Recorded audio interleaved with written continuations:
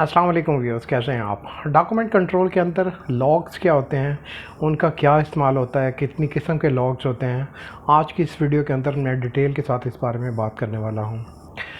बचपन में आपने देखा होगा जब आप स्कूल जाते थे तो एक अटेंडेंस लगाई जाती थी, एक अटेंडेंस रजिस्टर उसका रखा जाता था जिसके अंदर अगर कोई प्रेजेंट है तो उसकी प्रेजेंट लगाते थे, अगर कोई एब्सेंट है तो एब्सेंट, किसी की लीव है तो लीव। इसी तरह से जो लॉग्स होते हैं वो डॉक्यूमेंट्स की अटेंडेंस होते हैं। मीन कोई डॉक्यूमेंट्स हमारे पास है तो हम उसकी अटेंडेंस लगा देंगे, और अगर हमारे पास वो नहीं आया तो एक किस्म का वो एब्सेंट होगा। अगर आया है तो किस वक्त आया है, गया है तो किस वक्त गया है। तो इसी तरह से जो लॉग होता है वो एक किस्म की डॉक्यूमेंट्स की अटेंडेंस होता है। मुख्तलिफ़ किस्म के लॉग्स होते हैं, जिस तरह मुख्तलिफ़ क्लासेस की मुख्तलिफ़ अटेंडेंस होती है। फॉर एग्ज़ाम्पल फ़र्स्ट क्लास की अटेंडेंस डिफरेंट होगी, सेकंड की डिफरेंट, थर्ड की डिफरेंट। इसी तरह से जो लॉग्स होते हैं वो डिफरेंट डॉक्यूमेंट्स के लिए डिफरेंट होते हैं। कंस्ट्रक्शन की अगर हम बात करें तो कंस्ट्रक्शन के अंदर शॉप ड्राइंग का एक डिफरेंट लॉग होगा, जो मटेरियल सबमिटल है उसका डिफरेंट लॉग होगा, डॉक्यूमेंट सबमिटल का डिफरेंट लॉग होगा, कंफर्मेशन ऑफ वर्बल इंस्ट्रक्शन का लॉग होगा, आरएफआई का लॉग होगा, and so on.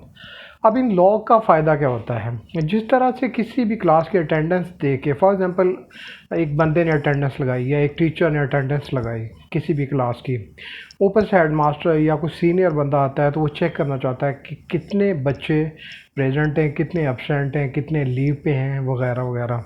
For example वो क्लास 2 में जाता है और वहाँ पे चेक करना चाहता है कि कितने बच्चे जो हैं वो प्रेजेंट हैं, या कौन सा पर्टिकुलर बच्चा जो है वो क्लास के अंदर एब्सेंट है या वो प्रेजेंट है। इसी तरह से कोई भी लॉग जो है वो डॉक्यूमेंट कंट्रोल प्रोसेस के अंदर हम देख के ये बता सकते हैं कि कौन सा जो डॉक्यूमेंट है वो हमारे पास है, कौन सा नहीं है, या अगर कोई है हमारे पास तो कब आया, अगर हमने इशू किया है तो कब किया, किस डेट को किया, किस टाइम को किया, कब अप्रूव हो के आया। तो सेम इसी तरह से मुख्तलिफ़ डॉक्यूमेंट्स के जो लॉग होते हैं उनको हम देखते हुए डॉक्यूमेंट्स को ट्रेस करते हैं कि आया वो हमारे पास मौजूद है। अगर हमारे पास नहीं है तो कंसल्टेंट के पास है, कंसल्टेंट के पास नहीं है तो किसी ने सबमिट ही नहीं की है तो वगैरह वगैरह। तो वहाँ से हम उनकी अवेलेबिलिटी या नॉन अवेलेबिलिटी जो है वो चेक कर लेते हैं। तो डॉक्यूमेंट्स कंट्रोलर के अंदर जो लॉग्स होते हैं उनकी बनाने का मकसद यही होता है कि डॉक्यूमेंट्स की जो ट्रेसेबिलिटी है कि एट अ टाइम, मकसद जब हम कोई चीज़ देख रहे होते हैं तो वो डॉक्यूमेंट उस वक्त किस प्रोसेस के अंदर है, आया कि वो अभी बन रहा है, या फिर वो के कंसल्टेंट के पास है, या फिर अप्रूव हो के हमारे पास आ गया और हमने डिस्ट्रीब्यूट कर दिया है, या फिर ये है कि वो स्टिल अभी उसको कोई इनिशिएट ही नहीं हुआ या उसके मतलब कोई काम ही नहीं हुआ।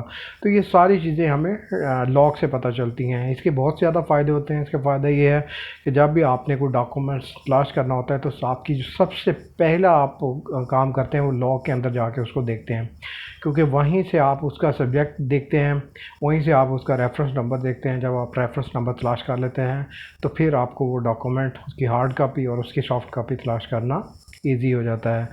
तो logs are most important things in document control.